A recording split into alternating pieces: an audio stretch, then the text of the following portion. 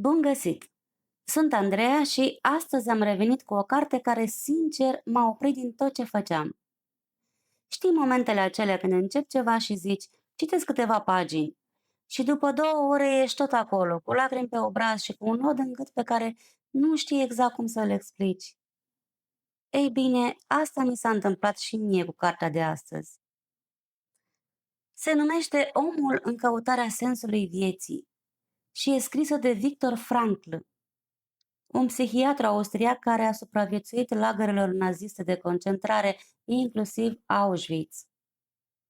Și din toată acea experiență, din cel mai întunecat loc în care a pus vreodată piciorul un om, a scos o idee simplă, dar care te schimbă pe dinăuntru dacă o lași să intre cu adevărat.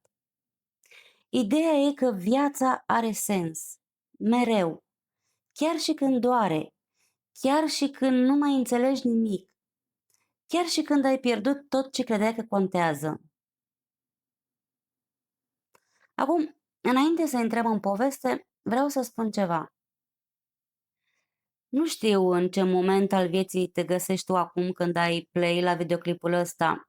Poate ești bine, poate ai o perioadă frumoasă și cauți ceva care să o adâncească, sau poate nu ești bine, poate ai o perioadă grea, poate te simți pierdut, poate ai un sentiment vag că ceva lipsește, dar nu știi exact ce. Oriunde ești, cartea asta e pentru tine și sper că și videoclipul de azi. Hai să spun câteva lucruri despre carte ca să știi la ce să te aștepți. E o carte subțire, vreo 200 de pagini. Poți să o termini într-o singură după-amiază. Dar nu e o carte care se termină. E genul de carte la care te întorci, la care te gândești săptămâni după ce ai închis-o, care îți apare în minte fix când ai nevoie de ea. A fost tradusă în peste 90 de limbi. A ajuns la 10 de milioane de oameni în întreaga lume. Și dacă ar fi să îți recomand o singură carte din tot ce am povestit pe canalul ăsta până acum, aceasta ar fi. Dar nu vreau să ți-o rezum, nu vreau să îți dau o listă cu idei principale pe care să le bifezi și să treci mai departe. Vreau să stăm în ea împreună, să o trăim, să intrăm în povestea unui om care a pierdut aproape tot, familia, libertatea, siguranța, viitorul, și a ales totuși să rămână om. Să rămână întreg acolo unde sistemul voia să îl sfărâme. Și cred că din povestea lui fiecare dintre noi poate lua ceva. Ceva real. Ceva care se aplică în viața noastră de zi cu zi, nu doar în situații extreme. Deci, ești pregătită? Ești pregătit? Hai să începem. Capitolul 1. Cine a fost Viktor Frankl? Hai să începem de la început, cu omul însuși. Victor Emil Frankl s-a născut pe 26 martie 1905 la Viena. Nu la Viena de azi, ci la Viena Imperiului Austro-Ungar, un oraș care era atunci centrul cultural și intelectual al lumii. Freud trăia acolo, Adler trăia acolo. Psihanaliza se năștea acolo, în cafenelele și cabinetele acelui oraș fascinant și contradictoriu. Frankl provenea dintr-o familie evreiască din clasa de mijloc și era al doilea din cei 3 copii. Tatălui era funcționar în Ministerul Social. Nu bogați, nu săraci, dar plini de ambiție intelectuală. Și Victor de mic era obsedat de o singură întrebare. Ce sens are viața? Nu e o întrebare pe care să o pui la masă cu familia și să primești un răspuns satisfăcător. Dar Victor o punea mereu, la 12 ani, la 14 ani, nu ca o glumă filozofică, ci cu o seriozitate care îi speriase pe unii profesori. La 15 ani a trimis o scrisoare lui Sigmund Freud. Freud i-a răspuns. Gândiți-vă la asta, un adolescent de 15 ani din Viena îi scrie marelui Freud iar Freud îi răspunde personal. Mai mult decât atât, a trimis scrisoarea lui Victor unui jurnal medical spre publicare. Victor Frankl era ceva special și lumea simțea asta. A studiat medicina. S-a specializat în neurologie și psihiatrie, dar era profund nemulțumit de teoriile dominante ale vremii. Freud spunea că motivul fundamental al comportamentului uman este plăcerea, sau mai exact, evitarea durerii și căutarea plăcerii. Totul se reduce, în viziunea lui Freud, la instincte primare, la libido. Alfred Adler, care la rândul lui fusese student al lui Freud înainte să se desparte de el, spunea că motivul fundamental este puterea, dorința de a depăși un sentiment de inferioritate, de a domina, de a fi superior. Frankl asculta, studia, respecta ambele teorii, dar simțea că ceva lipsea. El credea că nu plăcerea și nu puterea sunt motivele fundamentale ale omului. El credea că motivul fundamental este sensul, căutarea sensului, nevoia de a simți că viața ta înseamnă ceva. Și a numit această idee logoterapia, de la logos, cuvântul grecesc pentru sens sau cuvânt. Logoterapie, terapia prin sens. Înainte de al doilea război mondial, Frankl era deja un terapeut respectat la Viena. Condusese o clinică pentru adolescenți cu risc suicidar.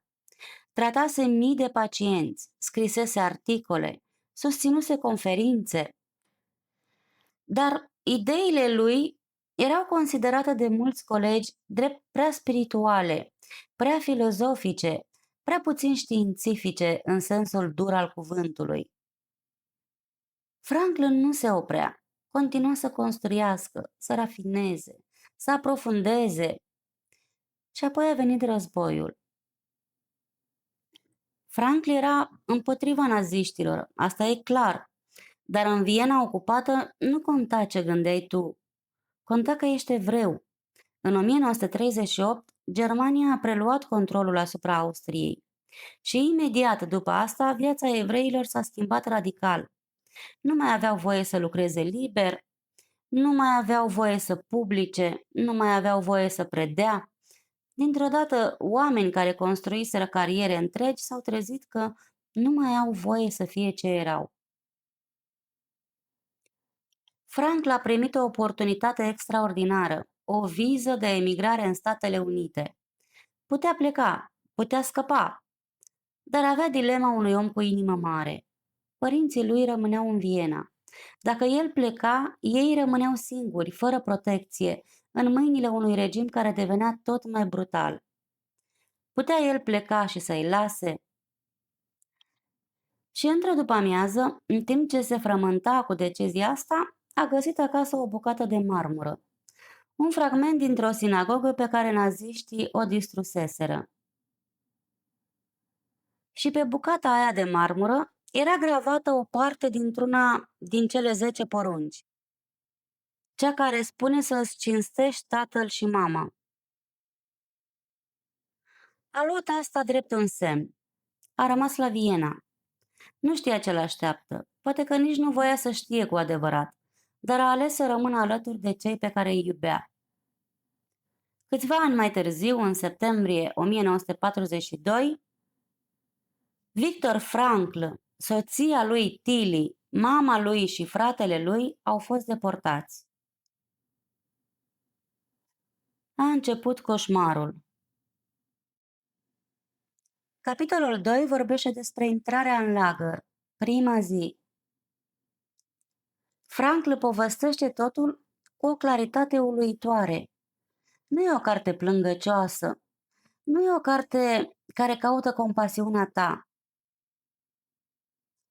E o carte care se uită la experiența umană, chiar și în cele mai extreme circumstanțe, cu ochii unui om de știință și ai unui om înțelept în același timp.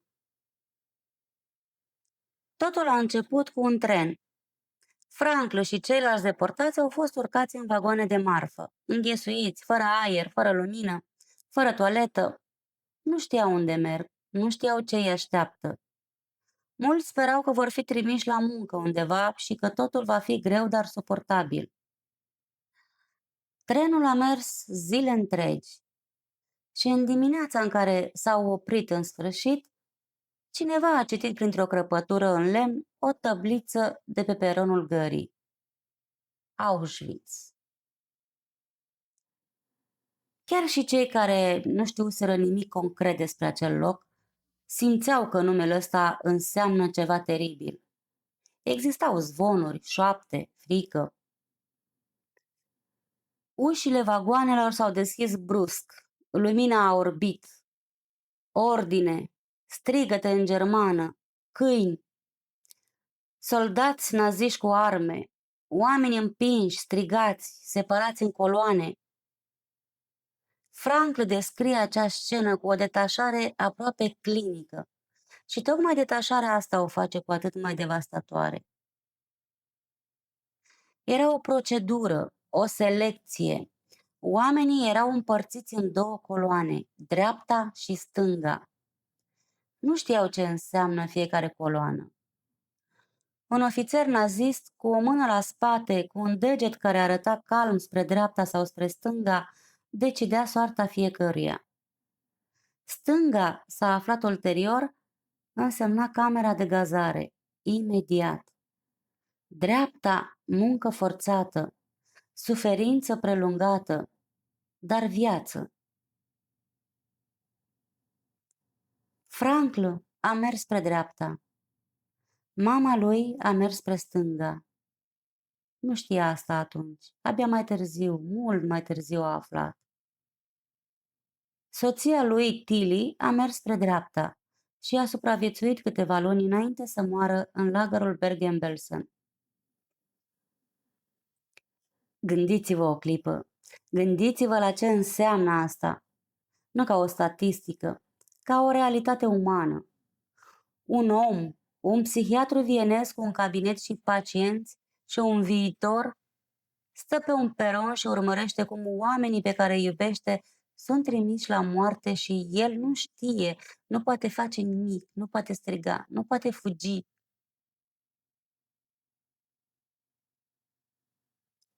Prima lecție a cărții, și Frankl o spune explicit, este că în acel moment mulți oameni au trăit ceva pe care el l-a numit grație înainte de execuție.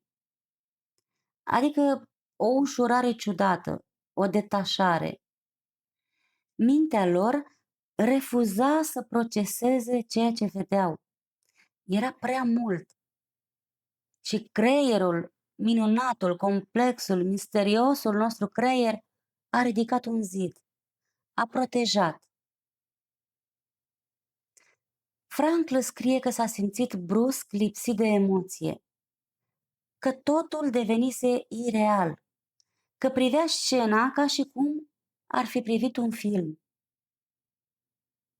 Acesta nu e cinism, acesta e un mecanism de supraviețuire. Și la asta mă refer când spun că Frankl se uita la experiența umană cu ochi de om de știință. Chiar și în lagăr, chiar și în timp ce trăia coșmarul, o parte din el observa, nota, analiza. Nu pentru că era rece sau insensibil, ci pentru că asta era natura lui. Și pentru că această capacitate de a observa l-a ținut în viață, literal.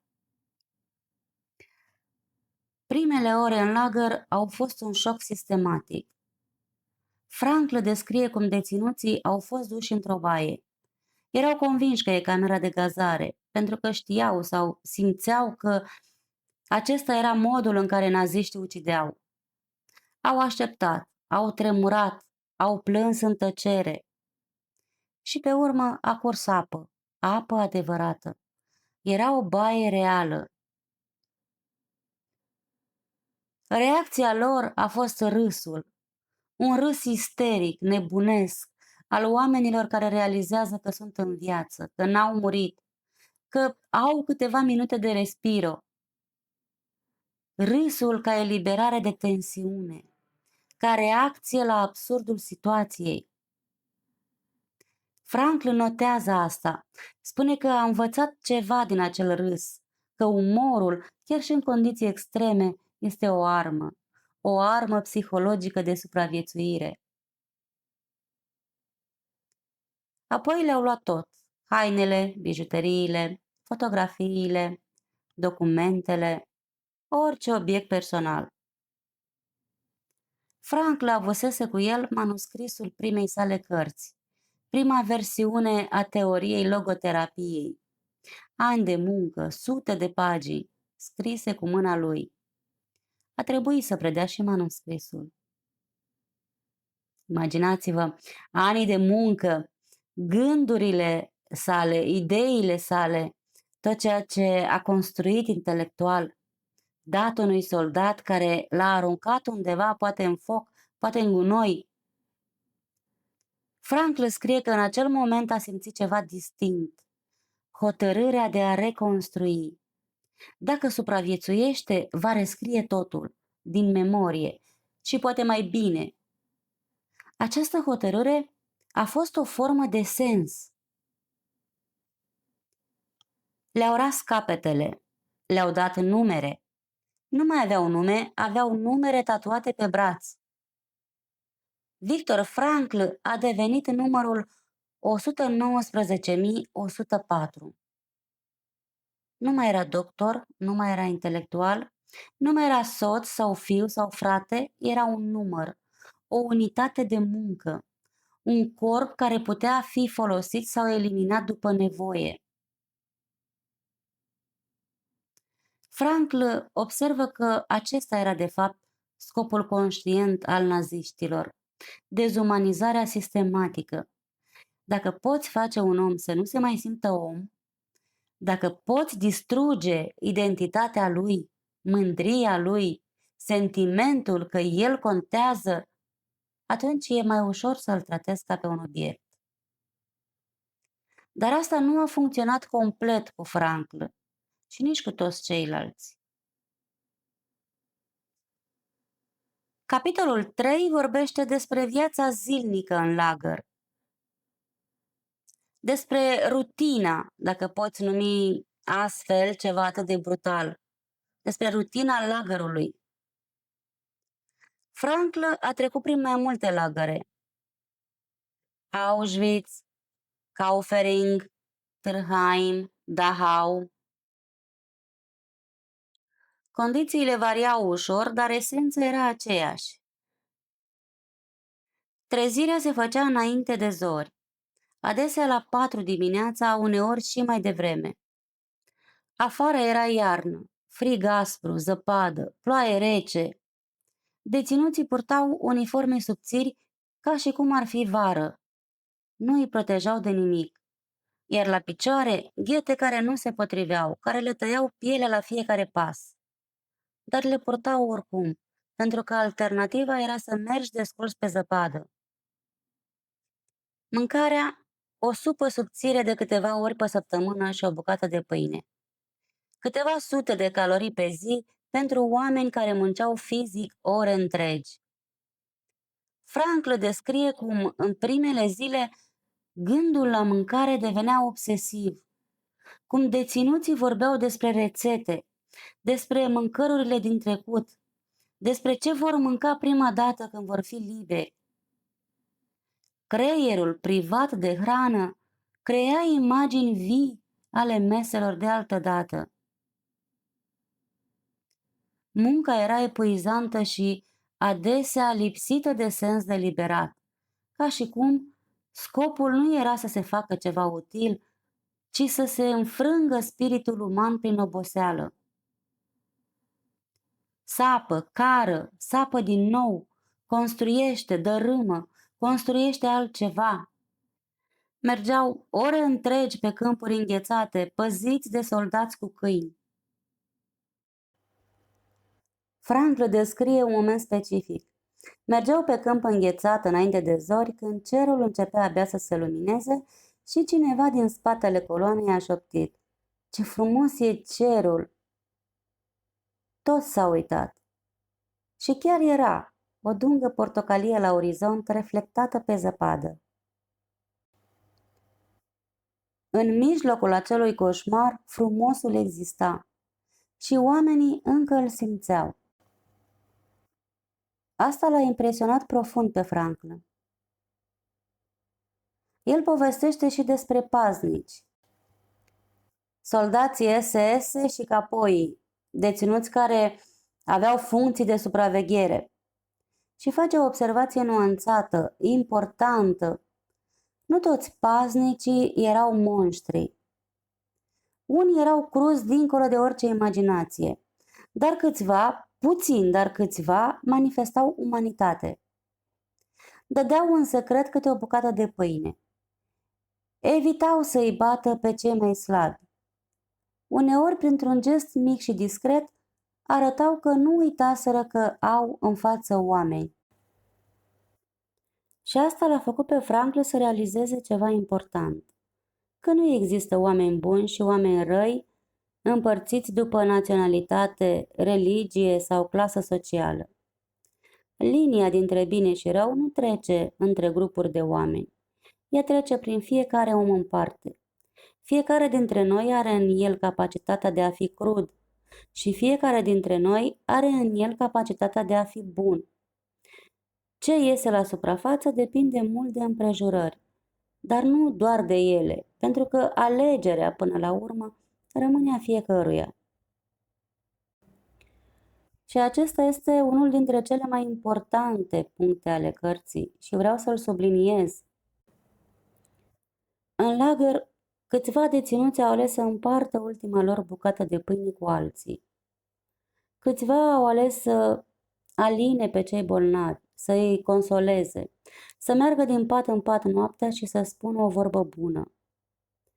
Nu pentru că aveau ceva de câștigat, nu pentru că le era ușor, ci din alegere pură. Franklin spune: omului îi poate fi luat totul în afară de un singur lucru, ultima dintre libertățile umane, libertatea de a alege propria atitudine în orice împrejurări date, libertatea de a alege propria cale, libertatea de a alege propria atitudine. Gândiți-vă la asta. Nu libertatea de a alege ce ți se întâmplă, nu libertatea de a scăpa, ci libertatea mică, interioară, dar reală, de a decide cum răspunzi la ceea ce ți se întâmplă. Pe asta nu e putea lua nimeni lui Frank, nici măcar Auschwitzul. Frank descrie și modul în care deținuții reacționau psihologic la captivitate și identifică câteva faze distincte. Prima fază, șocul inițial. Asta am descris-o deja. Detașarea, irealitatea, grația înainte de execuție. A doua fază este apatia. Treptat, după primele zile și săptămâni, emoțiile se amorțeau. Nu mai plângeai, nu mai simțeai oroarea ca oroare, o simțeai ca pe ceva normal. Creierul tău se adaptase la o nouă normalitate, oricât de anormală era ea. Frankl spune că această apatie era și un mecanism de protecție și un pericol. Era protecție pentru că îți permitea să funcționezi, să mergi, să muncești, să nu te prăbușești la vederea cadavrelor, dar era și pericol pentru că, la extrem, apatia putea deveni renunțare totală. Când un om nu mai simțea nimic, nici speranță, nici frică, nici bucurie, era semn rău. Însemna că se apropiase de capăt. Frank le descrie cum recunoștea semnele la colegii de lagăr. Omul care într-o dimineață refuza să se mai ridice din pat. Omul care își ardea ultima țigară, pentru că țigările erau monede de schimb valoroase și le păstrau pentru cumpărat mâncare, Și dacă cineva începea să le fumeze, însemna că renunțase la mâine. Frankl și ceilalți știau, când cineva refuza să mai iasă din baracă sau își fuma rezerva de țigări, acel om murea în curând, nu neapărat ucis, ci pur și simplu renunțând. Și atunci Frankl și câțiva alții, acei oameni care mai aveau ceva în ei, o scânteie, încercau să facă ceva. Un cuvânt, o poveste, o glumă, ceva care să aprindă din nou acea scânteie. Uneori funcționa, uneori nu. Capitolul 4 este despre mecanismele psihologice ale supraviețuirii. Frankl era psihiatru, chiar și în lagăr o parte din el observa și analiza. Și în carte ne povestește ce a descoperit despre psihicul uman sub presiune extremă. Vreau să trec prin câteva dintre aceste mecanisme pentru că sunt fascinante și în felul lor aplicabile și pentru noi, chiar dacă, slavă Domnului, nu în contextul unui lagăr. Primul mecanism este refugiul în trecut. Mulți deținuți se refugiau mental în trecut. Visau cu ochii deschiși la casa lor, la soțiile lor, la copiii lor, la masa de Crăciun, la concediile de vară. Memoria devenea un sanctuar. Frankl povestește că, în cele mai grele momente, se vedea pe sine într-un viitor imaginar, dând o conferință despre psihologia lagărelor de concentrare. Se vedea în sala de conferință cu studenții în față, povestind exact ce trăia în acel moment. Această distanțare, privind suferința prezentă ca pe o experiență pe care o va analiza și împărtăși mai târziu, i-a dat forță. Nu fugea din prezent, îl plasa în context, îl vedea ca pe ceva care va trece, ca pe ceva care va deveni poveste, ca pe o experiență cu sens. Asta este o tehnică terapeutică valabilă și azi. Când treci printr-o perioadă grea, uneori ajută să ți-o imaginezi retrospectiv. Cum vei povesti asta peste 10 ani? Ce vei fi învățat? Al doilea mecanism este umorul. Am menționat deja râsul de la baie, dar Frankl merge mai departe și spune că umorul era o formă de rezistență activă. Deținuții care aveau capacitatea de a face glume, chiar și amare, chiar și negre, supraviețuiau psihic mai bine decât cei care nu o puteau face. Frankl și un prieten și-au propus să inventeze în fiecare zi cel puțin o glumă despre viața lor din lagăr. Nu pentru că era amuzant, ci pentru că era o modalitate de a-și aminti că sunt oameni cu simțul umorului, că au capacitatea de a privi situația lor de la distanță, că nu au căzut complet pradă ei. Gândiți-vă la asta data viitoare când trageți un râs nervos în mijlocul unei situații proaste. Nu e lipsă de seriozitate, e supraviețuire. Al treilea mecanism este iubirea. Și acesta este poate cel mai emoționant pasaj din întreaga carte. Frankl povestește că, într-o dimineață, în timp ce marșa pe câmpul înghețat în întunericul dinaintea zorilor, a început să se gândească la soția lui.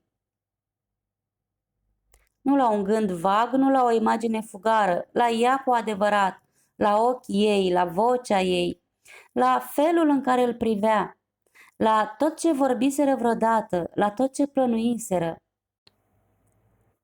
Și în acel moment, în acel câmp înghețat, înconjurat de paznici cu câini și deținuți epuizați, Viktor Frankl a avut o revelație.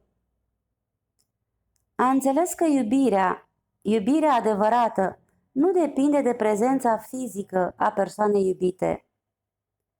Că iubirea e ceva ce trăiește în tine. Că dacă iubești pe cineva cu adevărat, acea persoană e cu tine oriunde ești, chiar dacă e la mii de kilometri distanță, chiar dacă nu mai știi dacă este în viață. Frankl scrie: am înțeles că iubirea e finalul ultim și cel mai înalt la care omul poate aspira. Nu puterea, nu plăcerea, nu supraviețuirea, iubirea. Și mai scrie ceva care m-a oprit din respirat când am citit prima oară. Soția mea nu știa că în acel câmp, în acea dimineață, ea mă ținea în viață. Nu știa dacă Tilly era în viață, nu știa unde era, nu știa dacă se vor mai revedea vreodată. Și totuși, gândul la ea, iubirea pentru ea, era un ancoraj. Era un motiv să facă un pas și încă un pas și încă unul. Frankl generalizează această observație și spune: omul are nevoie de un motiv să trăiască, un motiv concret, nu abstract, ci personal, specific, al tău. Poate fi o persoană iubită, poate fi o operă neterminată, poate fi o datorie față de cineva, dar trebuie să existe ceva sau cineva pentru care merită să mai faci un pas. Frankl citează un vers din Nietzsche care devine un fel de motto al cărții. Dacă ai un motiv pentru care trăiești, poți îndura aproape orice. Gândiți-vă că de adevărat e asta și în viețile noastre. Când avem un scop, un proiect care ne aprinde, o relație care ne hrănește, o misiune care ni se pare importantă, suportăm cu mult mai ușor dificultățile, oboseala, eșecurile. Și când nu avem un scop, chiar și o viață confortabilă poate părea goală. Frankl numește această stare vidul existențial și spune că e una dintre cele mai mari boli ale omului modern. Nu suferința, nu sărăcia, ci lipsa sensului. Capitolul 5 este despre momentele de grație. Pentru că în mijlocul întunericului extrem al lagărului, Frank descrie și momente de frumusețe, de sens, de ceva ce nu poate fi numit altfel decât grație. Povestește despre seriile în care deținuții organizau câte un mic spectacol improvizat. Cineva care fusese actor sau cântăreț înainte de război urca și improviza ceva, o glumă, un cântec, o schiță scurtă. Ceilalți ascultau, râdeau uneori. Nu era nimic spectaculos. Era sărăcăcios și improvizat, dar era al lor. Și pentru câteva minute, în mijlocul acelui coșmar, se puteau distra împreună. Iar asta a contat enorm. Frankl spune că după aceste seri, oamenii se simțeau diferit. Nu rezolvau nimic. A doua zi era tot lagărul, tot frigul, tot foamea. Dar ceva se reconecta în ei, ceva le amintea că sunt mai mult decât niște corpuri care muncesc și suferă. Sau mai amintește el momentele de rugăciune. Frankl nu era profund religios în sensul practic al cuvântului, dar în lagăr a descoperit o dimensiune spirituală pe care înainte o ignorase oarecum. Descrie cum unii deținuți se rugau în baracă seara cu o intensitate și o concentrare care îl impresiona profund. Descrie cum în momentele de rugăciune fețele lor se schimbau, cum dobândeau o liniște pe care Frankl nu o înțelegea complet, dar o vedea. Și a ajuns la concluzia asta: credința, fie ea religioasă sau de altă natură, era o resursă psihologică reală, nu o iluzie consolatoare, ci un mecanism concret prin care oamenii găseau putere să continue. Acea capacitate de a crede în ceva dincolo de tine, de a te pune pe tine în relație cu ceva mai mare, Dumnezeu, umanitatea, natura, posteritatea, poate fi o ancoră în momentele de furtună. Și acesta e un punct interesant în gândirea lui Frankl, pentru că el nu pretinde că toate aceste credințe sunt adevărate în sens literal. El nu spune că Dumnezeu există sau nu există. El spune ceva mai pragmatic. Credința produce efecte psihologice reale, iar acele efecte contează. Capitolul 6 vorbește despre libertatea interioară. Aici ajungem la inima cărții, la ideea pe care Frankl a construit-o ani întregi înainte de lagăr, a trăit-o în lagăr și a articulat-o după lagăr. Libertatea interioară. Am menționat deja citatul: omului îi poate fi luat totul în afară de libertatea de a alege propria atitudine în orice împrejurări date. Acum vreau să intrăm mai adânc în ce înseamnă asta. Frankl spune că, observând oamenii din lagăr, a văzut două tipuri fundamentale de reacții. Unii, cei mai mulți, se prăbușau, renunțau, deveneau violenți sau apatici. Adoptau regulile bestiale ale sistemului, uneori devenind ei înșiși opresori față de alți deținuți. Unii furau de la proprii colegi, mâncând bucata de pâine a celui mai slab. Se reduceau, în ochii lui Frankl, la ceva mai puțin decât uman, nu prin vina lor, ci prin presiunea exterioară a circumstanțelor. Alții, puțini dar reali, rămâneau oameni. Se comportau parcă în ciuda suferinței. Împărțeau ce aveau, consolau pe alții, mențineau demnitate în felul în care vorbeau, în felul în care se tratau pe ei înșiși, în felul în care mureau. Frankl spune că nu erau sfinți și nici eroi. Erau oameni obișnuiți care, din motive pe care el nu le putea explica complet, găsiseră un ancoraj interior pe care sistemul nu putea să-l distrugă. Și el numește acel ancoraj spațiul dintre stimul și răspuns. Gândiți-vă la asta ca la un concept. Un stimul e ceva ce ți se întâmplă, un eveniment, un cuvânt, o lovitură, o pierdere, ceva exterior ție. Un răspuns este ce faci tu cu acel stimul. Între stimul și răspuns există un spațiu, mic, invizibil, dar real. Un moment în care, fie și pentru o fracțiune de secundă, ai o alegere despre cum reacționezi. La oameni, spre deosebire de animale, acest spațiu poate fi cultivat, poate fi lărgit. Prin conștientizare, prin practică, prin înțelegere. Și în acel spațiu rezidă libertatea noastră.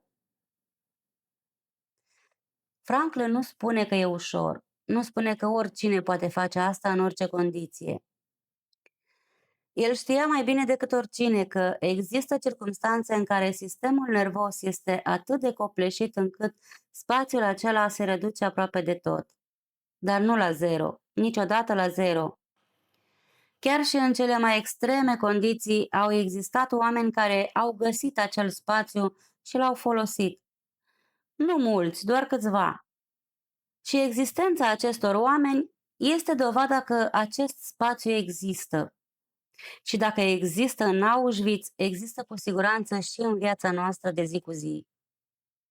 Cea mai banală conversație frustrantă, cel mai stânjenitor eșec profesional, cel mai dureros conflict dintr-o relație, cel mai copleșitor val de anxietate sau tristețe. În toate acestea există spațiul, există alegerea atitudinii.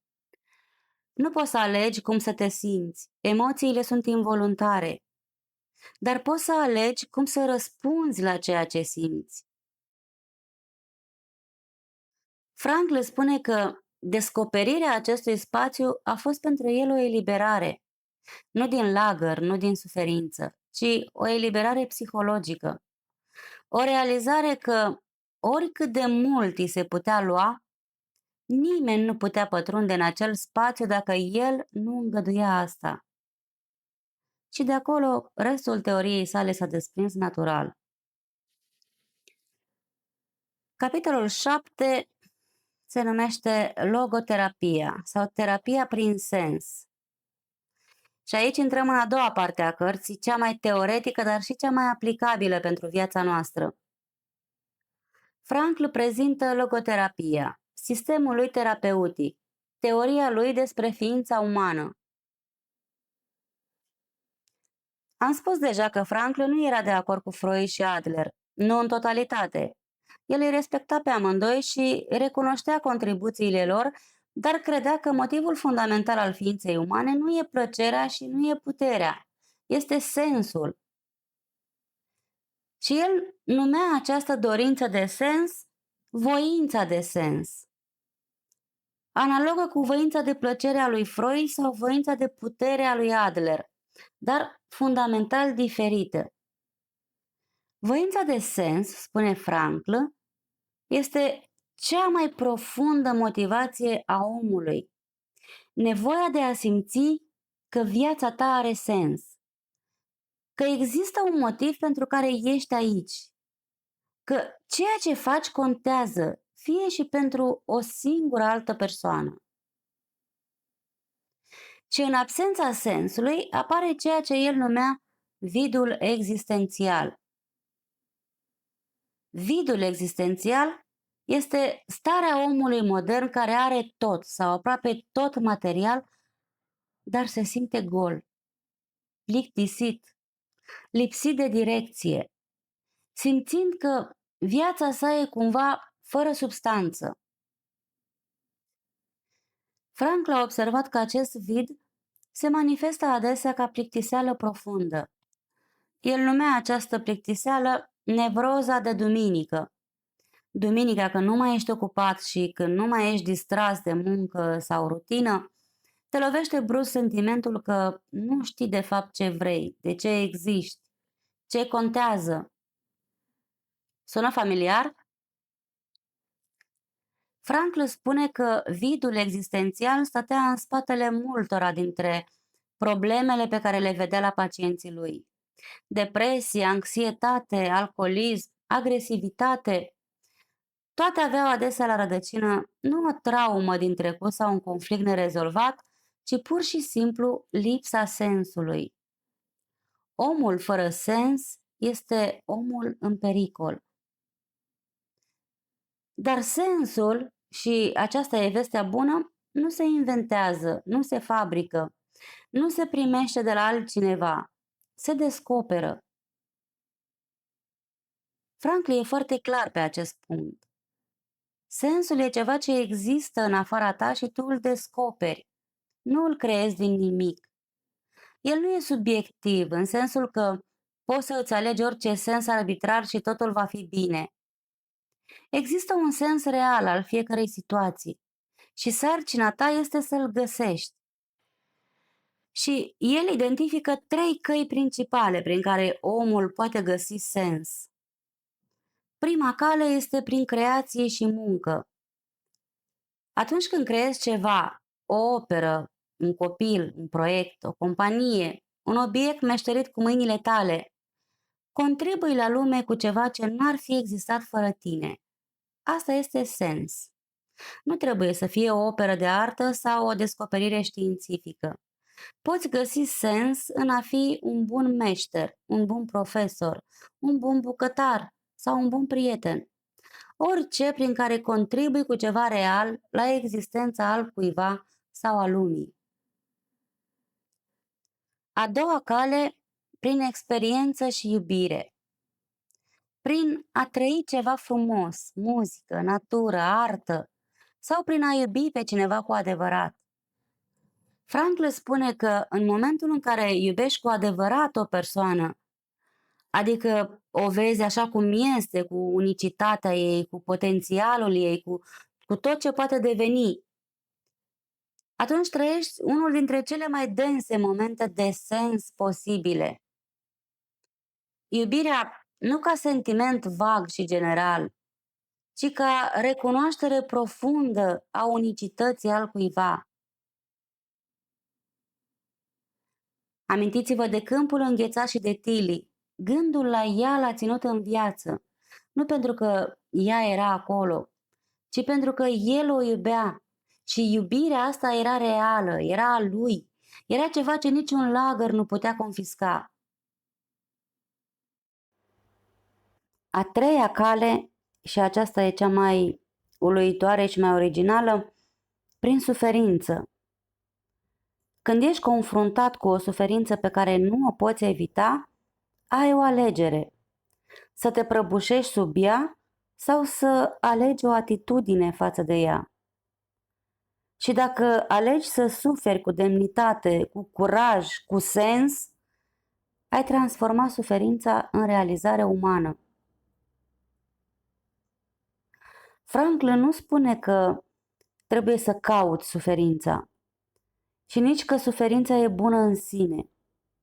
Dacă poți evita suferința, fă-o. Dacă poți schimba o situație rea, schimbă-o. Dar dacă nu poți, dacă suferința e inevitabilă, dacă te confrunți cu ceva ce nu poți controla, atunci modul în care alegi să o întâmpini poate fi o sursă de sens. Și asta a trăit el în Auschwitz. Nu a ales să fie acolo, nu a ales să sufere, nu și-a ales suferința, dar a ales cum să o întâmpine. Și în acea alegere a găsit demnitate, sens și în cele din urmă supraviețuire. Capitolul 8 este despre tehnicile logoterapiei. Frankl nu a rămas doar la filozofie și teorie. El era medic, psihiatru și a dezvoltat tehnici concrete pe care le folosea cu pacienții lui. Tehnici pe care le putem aplica și noi în viața de zi cu zi. Prima intenție se numește intenția paradoxală. Și o să îți explic prin exemplu, că e mai ușor de înțeles așa. Îți este frică să vorbești în public. Urci pe scenă și primul gând e: o să tremur, o să se vadă că tremur, o să fie groaznic. Și cu cât te gândești mai mult la asta, cu atât tremuri mai tare. Frica de tremur produce tremurul. E un cerc vicios. Frankl spune: nu te mai lupta cu el. Fă exact invers. Încearcă să tremuri și mai tare. Vrei să tremuri. Îți propui să tremuri cât poți de mult. Sună ciudat, știu, dar funcționează. Pentru că atunci când nu mai fugi de ceva, când îl inviți tu însuți, anxietatea nu mai are de unde să se hrănească. Mecanismul se strică. Frankl a folosit această tehnică cu mulți pacienți care aveau fobii sau atacuri de panică și a văzut rezultate reale. A doua tehnică este dereflexia. Dereflexia este distragerea atenției de la sine sau mutarea atenției către exterior. Aceasta este pentru oamenii care sunt prea concentrați pe ei înșiși. Frankl observase că unii pacienți ai lui se blocau în introspecție excesivă. Se examinau constant, se întrebau: sunt fericit, am sens în viață, fac lucrurile corect, sunt o persoană bună. Și cu cât se examinau mai mult, cu atât se simțeau mai rău. Cu atât fericirea și sensul le scăpau printre degete. E ca și cum ai alerga după fericire. Cu cât fugi mai tare după ea, cu atât te îndepărtezi. Fericirea nu e un scop, e un efect secundar al trăirii cu sens. Frankl spune: indiferent cât de gol te simți, există ceva în afara ta care te cheamă. Un om care are nevoie de tine, o sarcină care te așteaptă. Orientează-te spre acel ceva, implică-te. Nu te mai uita la tine, uită-te la celălalt, la sarcina ta, la lumea din jurul tău. Și paradoxal, când nu mai cauți fericirea pentru tine, ea vine. Frankl îl citează pe Albert Schweitzer, care spune că singurul mod de a fi fericit este să lucrezi pentru alții. Nu ca sacrificiu, nu ca o datorie apăsătoare, ci pur și simplu ca o orientare naturală spre exterior. Vreau să fac o scurtă pauză acum în structura poveștii și să îți vorbesc puțin despre cum se simte asta la nivel personal. Eu cred că una dintre cele mai periculoase iluzii ale timpului nostru e că fericirea e o destinație. Că există un punct în care dacă faci destule lucruri corecte, dacă câștigi destul, dacă arăți destul de bine, dacă ai relația potrivită, dacă ai casa potrivită, vei ajunge la fericire și vei putea să rămâi acolo.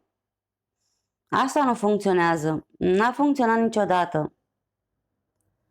Frankl spune că fericirea vine din a trăi cu sens, nu din urmărirea fericirii ca scop în sine. Și sensul, spune el, nu se poate fabrica. Se descoperă trăind angajat, prezent, conectat la ceva mai mare decât tine. Poate fi o relație, o muncă, o credință, o comunitate, o cauză, dar trebuie să fie ceva. Și poate că cel mai bun lucru pe care îl poți face dacă te simți în vidul acela existențial despre care vorbea Frankl, este să nu te mai întrebi ce sens are viața mea și să te întrebi în schimb cine are nevoie de mine acum. Schimbă întrebarea, schimbă direcția privirii. Capitolul 9 vorbește despre eliberarea și viața de după. Ajungem la finalul poveștii din lagăr. Frankl a supraviețuit. A fost eliberat în aprilie 1945 de trupele americane. Avusese tuberculoză și era extrem de slab, cântărea doar câteva zeci de kilograme. Dar a supraviețuit. Și în cartea lui descrie ce a simțit în acel moment. Și e surprinzător pentru că nu e ce te-ai fi așteptat. Nu a simțit bucurie. Nu imediat. Descrie cum el și câțiva alți foști deținuți au ieșit pe câmp, liber tehnic pentru prima oară după atâția ani, și au mers printre flori și natura era frumoasă și nu simțeau nimic. Spunea că era ca și cum emoțiile lor fuseseră îngropate sub atâta greutate că nu puteau ieși imediat la suprafață. Că aveau nevoie de timp, de zile, de săptămâni pentru a le elibera. Primul sentiment pe care l-a simțit clar a fost recunoștința. Mică, timidă, dar reală. Un sentiment că e bine să calce pe iarbă, că există iarbă, că există cerul. Și treptat și alte sentimente au urmat. Dar Frankl descrie și ceva neliniștitor. Procesul de reintegrare în viața normală a fost dureros în feluri neașteptate. Mulți supraviețuitori, a constatat el, s-au confruntat cu un șoc la întoarcerea acasă. Casele lor fuseseră ocupate sau distruse. Familiile lor muriseră. Lumea pe care o lăsaseră continuase fără ei, schimbată, restructurată. Unii n-au mai găsit pe nimeni. Soțul, soția, copiii, toți pierduți. S-au întors în case goale, în orașe care nu mai arătau la fel, printre oameni care nu înțelegeau ce trăiseră. Frankl a aflat că soția lui, Tilly, murise în Bergen-Belsen, că mama lui fusese ucisă în camera de gazare la Auschwitz, că fratele lui murise și el în lagăr.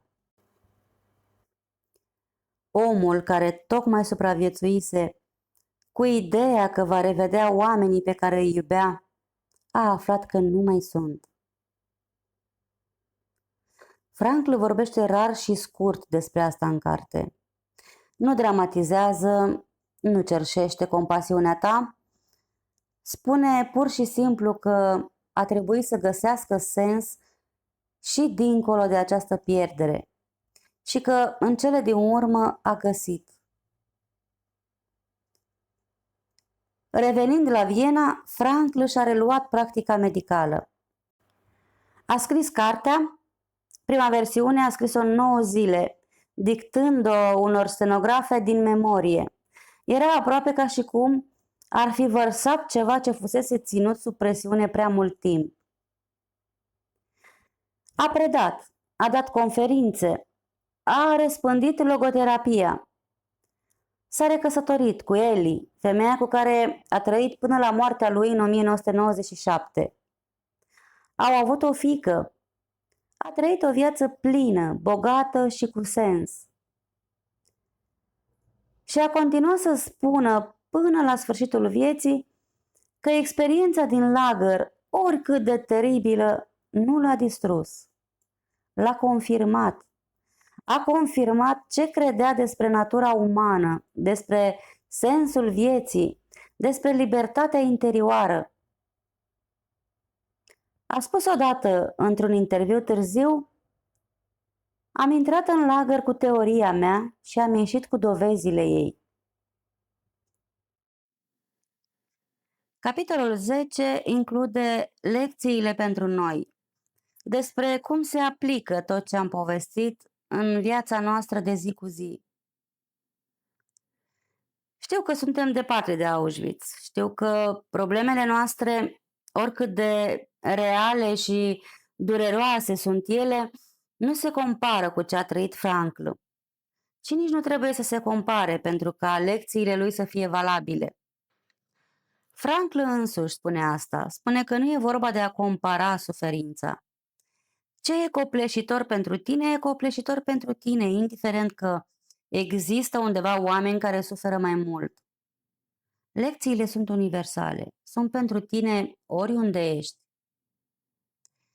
Prima lecție, caută sensul, nu fericirea. Nu te întreba cum să fii fericit. Întreabă-te ce trebuie să faci, la ce ești chemat, cine are nevoie de tine, ce poți da lumii sau oamenilor din viața ta. Fericirea va veni, dar ca efect secundar al vieții cu sens. A doua lecție este despre responsabilitate. Una dintre ideile centrale ale lui Frankl, pe care o explică detaliat în carte, este că libertatea umană este inseparabilă de responsabilitate. Nu ești doar liber să alegi, ești responsabil pentru alegerile tale. Și mai mult, ești responsabil față de sensul pe care viața ta îl cere de la tine. Frankl spunea că statuia libertății de pe coasta de est a Americii ar trebui completată de o statuie a responsabilității pe coasta de vest, pentru că libertatea fără responsabilitate este haos. Dar responsabilitate față de ce? Față de sens, față de ceea ce simți că ți se cere, de relații, de muncă, de vocație, de valorile tale. Asta nu e o povară apăsătoare, este o eliberare. Este tocmai opusul nihilismului care spune că nimic nu contează, că totul e relativ, că poți face orice fără consecințe. Frankl spune lucrurile contează, tu contezi, alegerile tale contează. Și această convingere că ești o ființă cu responsabilitate este tocmai ceea ce te ridică din vid. A treia lecție vorbește despre momentele prezente care sunt ireversibile și prin urmare prețioase. Frankl face o observație care mi se pare extraordinară. Spune că mulți oameni sunt deprimați gândindu-se la trecerea timpului, la faptul că ziua de ieri nu mai poate fi recuperată, la faptul că oportunitățile pierdute sunt pierdute și gata. El propune altă perspectivă. Trecutul e singurul loc în care lucrurile sunt permanent salvate. Ce s-a petrecut, e real, e acolo. Poate fi recuperat de memorie, dar nu poate fi șters. Fiecare moment bun pe care îl trăiește azi, bucuria unui apus, o conversație sinceră cu un prieten, un act de bunătate, intră în trecutul tău și rămâne acolo pentru totdeauna. Iar asta îi dă sens momentului prezent. Nu pentru că dă naștere la ceva în viitor, ci pentru că, odată trăit, este etern. Frankl spune, numai posibilitățile se pot pierde. Realitățile nu pot fi pierdute niciodată. Dacă ai trăit ceva cu adevărat, nu poate fi luat. A patra lecție spune că suferința are sens dacă alegi să-i dai un sens. Asta am mai spus-o, dar vreau să o aprofundăm puțin. Frankl nu idealizează suferința, nu e masochist. Nu spune că trebuie să suferi ca să trăiești cu sens. Dar spune, dacă suferința vine și va veni pentru toți, atunci ai o alegere. Poți suferi ca o victimă pasivă, zdrobită de ceva ce nu ai meritat și nu poți controla, sau poți alege să suferi ca un om, adică cu demnitate, cu conștiința că chiar și în asta există ceva uman, ceva care te definește, ceva din care poți ieși mai întreg. Asta nu înseamnă că nu ai voie să plângi sau că trebuie să fii tare tot timpul sau că nu ai voie să ceri ajutor. Înseamnă că în suferința ta rămâi subiectiv, nu obiectiv. Rămâi cineva care trăiește ceva, nu cineva căruia îi se întâmplă ceva. E o distinție subtilă, dar profundă. Capitolul 11 vorbește despre vidul existențial în lumea de azi.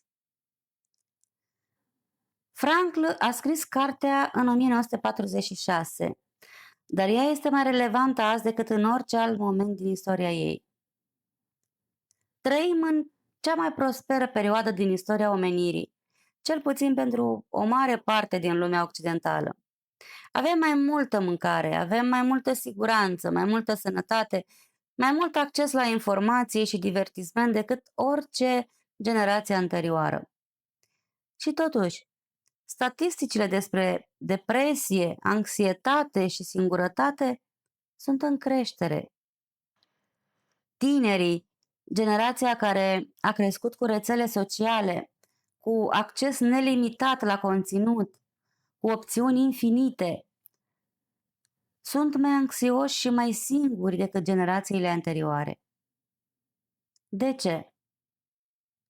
Frankl ar spune, pentru că prosperitatea materială nu umple vidul existențial, poate chiar îl adâncește, pentru că cu cât ai mai multe opțiuni, cu atât e mai greu să alegi. Cu cât ai mai mult timp liber, cu atât e mai dur să îl umpli cu sens. Rețelele sociale ne dau iluzia conexiunii fără realitatea ei. Consumul ne dă iluzia satisfacției fără a avea satisfacție cu adevărat. Divertismentul ne dă iluzia bucuriei fără ca noi să fim cu adevărat prezenți în ea. Și mergem din iluzie în iluzie, din ecran în ecran, din distracție în distracție și în spatele tuturor acestora vidul rămâne. Uneori îl simți duminica seara. S-a terminat weekendul, s-a terminat zgomotul, s-a terminat agitația și rămâi singur cu tine.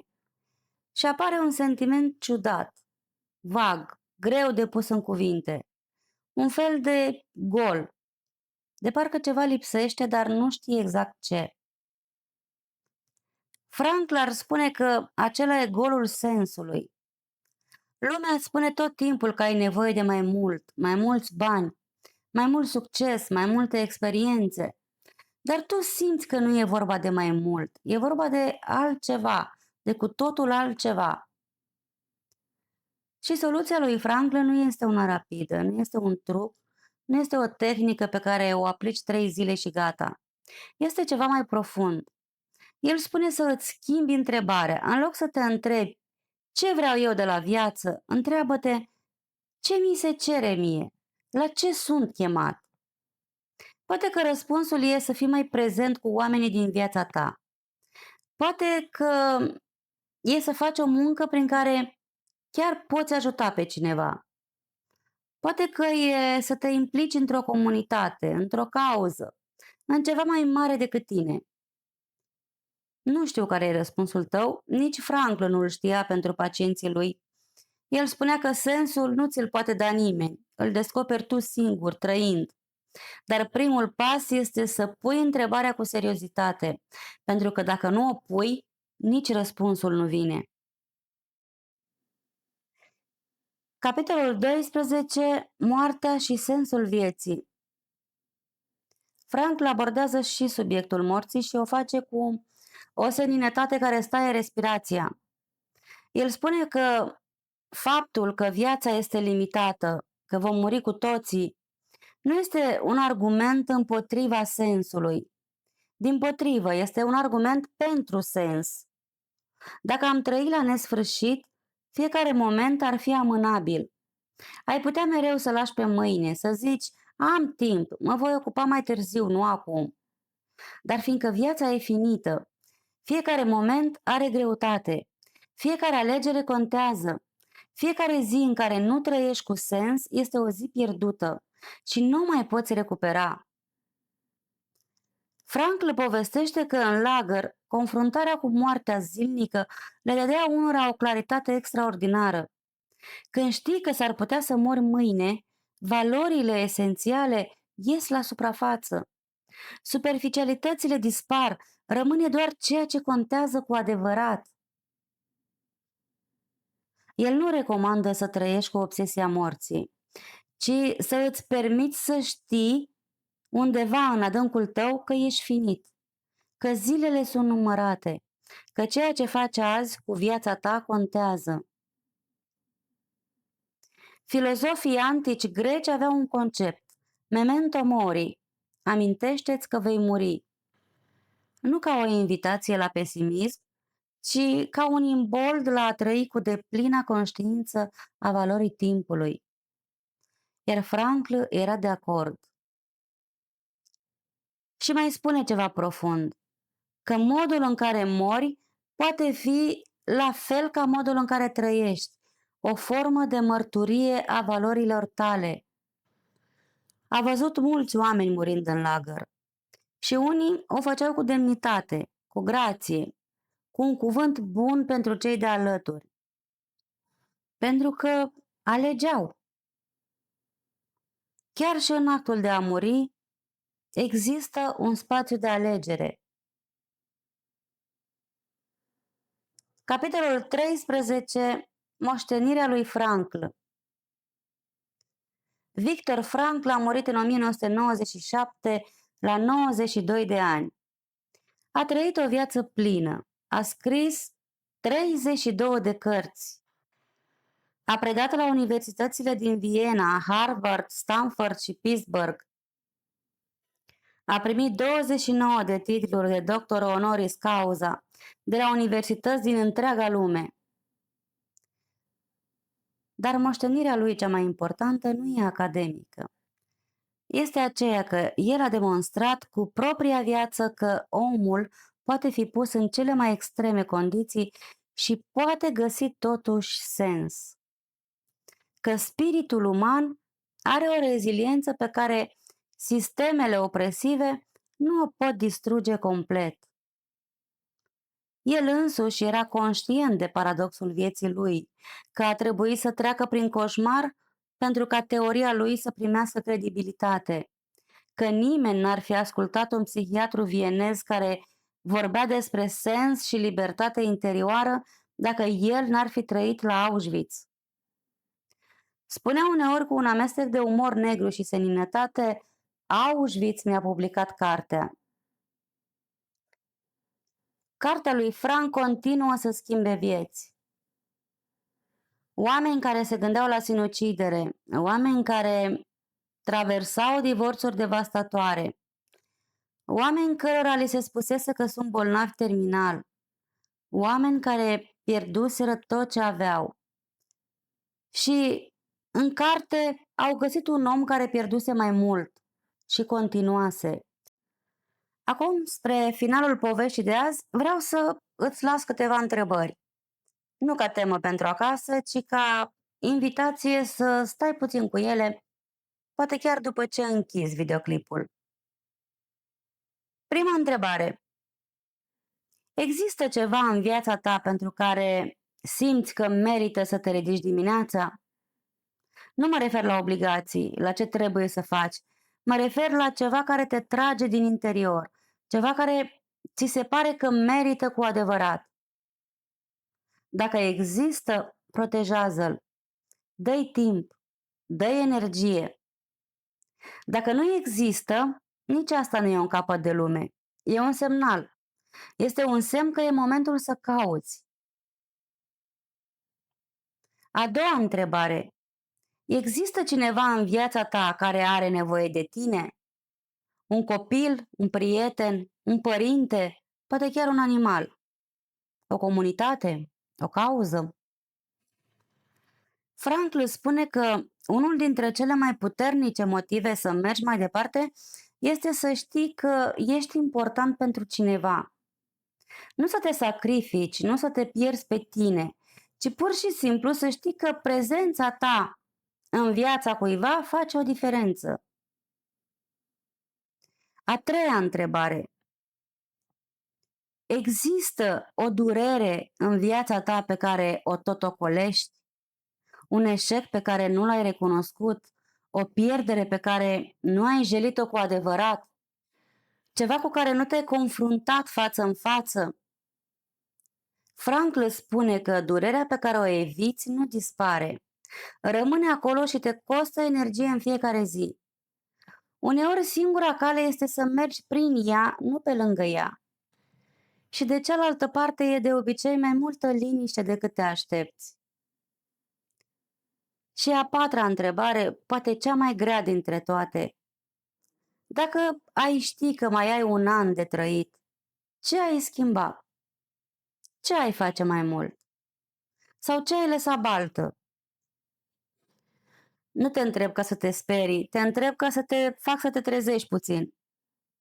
Frankl a văzut în lagăr cum oamenii puși față în față cu moartea renunțau instant la orgolii, la certuri mărunte, la lucruri care îi consumaseră ani întregi și se concentrau pe ce conta cu adevărat. Tu nu ai nevoie de o situație extremă ca să faci asta. Poți face asta acum, astăzi. Am stat împreună, cred că mai mult de o oră. Ți-am povestit despre un om care a pierdut aproape tot și a găsit în pierdere o confirmare a ceea ce credea despre viață. Am vorbit despre sens, despre libertate interioară, despre spațiul dintre stimul și răspuns, despre iubire ca ancoră, despre suferința transformată, despre responsabilitate, despre moarte ca profesor. Dacă ar trebui să rezum totul în câteva cuvinte, ar fi acestea. Viața ta are sens. Chiar acum, chiar acolo unde ești. Poate că nu îl poți vedea clar în momentul acesta. Poate că ești în mijlocul unui moment greu sau al unui moment banal și repetitiv care îți pare lipsit de importanță. Dar sensul este acolo. Este acolo așteptând să fie descoperit. Și tu, cu toate limitele, cu toate eșecurile, cu tot ce ai pierdut și cu tot ce nu ai reușit, ești o ființă capabilă să cauți acel sens. Ești capabil să alegi o atitudine, ești capabil de iubire, ești capabil de demnitate. Acestea nu ți le poate lua nimeni. Frankl a scris la finalul vieții lui: "Dacă există un sens în viață, trebuie să existe un sens și în suferință." Nu știu ce traversezi tu acum. Poate că e ceva greu, poate că e ceva bun, dar și în bine există întrebări, există căutare. Dar oriunde ești, cartea asta este un companion. Este vocea unui om care a trecut prin cel mai întunecat tunel posibil și a ieșit de cealaltă parte cu lumina aprinsă. Îți mulțumesc că ai stat cu mine azi, îți mulțumesc pentru timpul tău și pentru atenția ta. Dacă această poveste ți-a dat ceva, o idee, un gând, o senzație că ceva s-a mișcat puțin în tine, atunci ea și-a atins scopul. Caută sensul, nu te opri. Merită. La revedere!